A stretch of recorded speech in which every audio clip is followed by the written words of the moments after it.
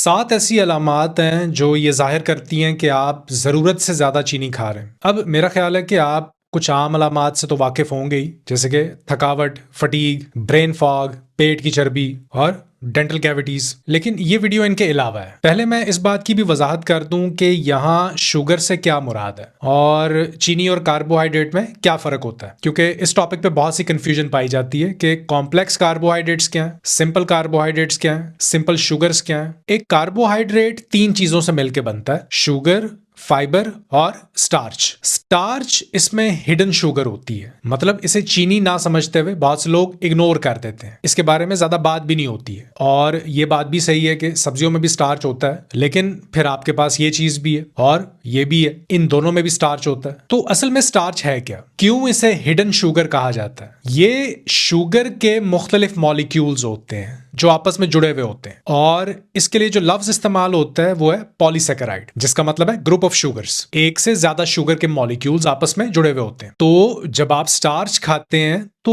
असल में आप चीनी ही खा रहे होते हैं और ये स्टार्च आपकी ब्लड शुगर को नॉर्मल चीनी की निस्बत कई गुना ज्यादा बढ़ाता है। इसमें वो फूड ग्रेड स्टार्च भी शामिल है जो पाउडर की शक्ल में पैकेट्स में मिलता है ग्रोसरी स्टोर से, मॉडिफाइड कॉर्न फ्लावर। अब कॉर्न स्टार्च आप जानते हैं मकई से बनता है, मकई से सीड ऑयल भी बनता है और मकई से शुगर भी आप बना सकते हैं। ग्लूकोज सिरप या कॉर्न सिरप बेकरी आइटम्स में, ब्रेकफास्ट सीरियल्स में, कैंडीज, टॉफियां, चॉकलेट्स, पेस्ट्रियों में ये सिरप इस्तेमाल होता है। जो दिलचस्प बात है वो ये है कि आप 1 मेट्रिक टन मकई 60,000 रुपए में खरीद सकते हैं। अब इस इन्वेस्टमेंट से आप कितने डब्बे कॉर्नफ्लेक्स के बना सकते हैं, क्या आप जानते हैं? कॉर्नफ्लेक्स ज्यादातर मकई से बने होते हैं और किसी भी मार्ट से आप 1200-1300 रुपए में एक डब्बा खरीद सकते हैं। अब मैं आपको बताता हूं कि ये 60,000 रुपए की मकई जब फैक्ट्री में आती है तो इससे तकरीबन 3600 डब्बे कॉर्नफ्लेक्स के बनते हैं और इसमें जो मुनाफा बनता है वो है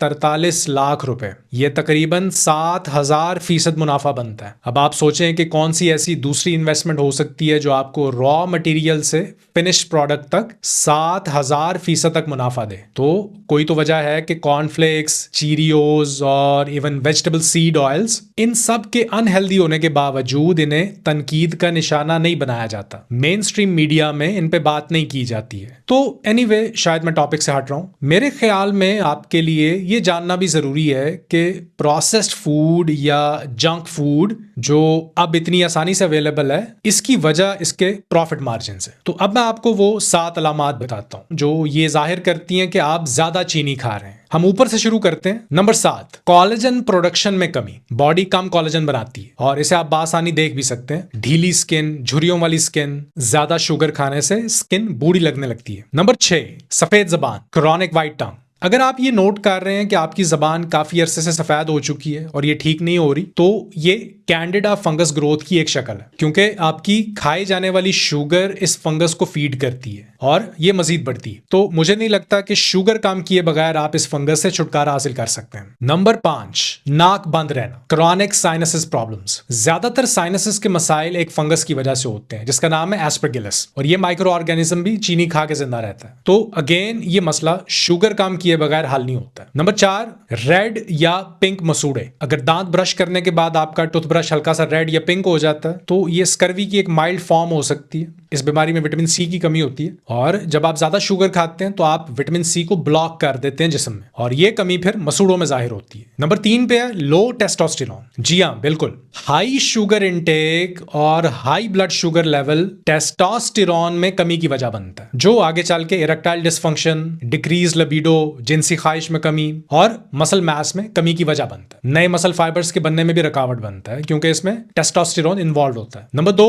बार बार इन्फेक्शन वापस आ जाना, रिकरिंग इन्फेक्शन। ज्यादा शुगर आपके मुदाफियाती निजाम को कमजोर कर देती है जिसकी वजह से पुरानी इन्फेक्शन बार बार वापस आती है। और नंबर 1 पे जो अलामत है ये बहुत इंटरेस्टिंग है, एड्रेनलिन हार्मोन का बढ़ा हुआ लेवल। अब ये कैसे होता है? ज्यादा शुगर सेल्स के माइटोकॉन्ड्रिया में एनर्जी प्रोडक्शन के अमल को ब्लॉक करती है और फिर इसे कंपनसेट करने के लिए बॉडी में एड्रेनलिन का लेवल बढ़ जाता है ताकि बॉडी को एनर्जी दी जा सके, क्योंकि माइटोकॉन्ड्रिया डैमेज हो जाते हैं और ये ग्लूकोज को मोबिलाइज करने के लिए भी जरूरी होता है। इस अमल को ग्लूकोनियोजेनेसिस कहते हैं। तो फिजिकल स्ट्रेस और सेलुलर लेवल पे जो स्ट्रेस है ये बढ़ती है क्योंकि एनर्जी नहीं बन रही होती और इसी वजह से आप थकावट के दौरान बहुत ज्यादा नर्वसनेस और बेचैनी महसूस करते हैं। तो ये माइटोकॉन्ड्रिया के डैमेज होने और B1 की कमी की वजह से होता है, और B1 की कमी में फिर लैक्टिक एसिड भी बिल्डअप होता है, नर्वसनेस मजीद बढ़ती है, ज्यादा स्ट्रेस बढ़ती है, जो वजह बनती है इंसोम्निया की, स्लीप क्वालिटी खराब होती है, restless leg syndrome, high adrenaline level digestion को भी मुतासर करता है, ब्लड क्लॉटिंग ज्यादा होती है जिसकी वजह से हार्ट अटैक और स्ट्रोक का खतरा बढ़ जाता है। बस बाकी सब तो ठीक ही रहता है। उम्मीद करता हूं ये वीडियो आपके लिए फायदेमंद साबित हो। हमेशा की तरह अपना ख्याल रखिए, क्योंकि आपकी सेहत कीमती है। अल्लाह हाफ़िज़।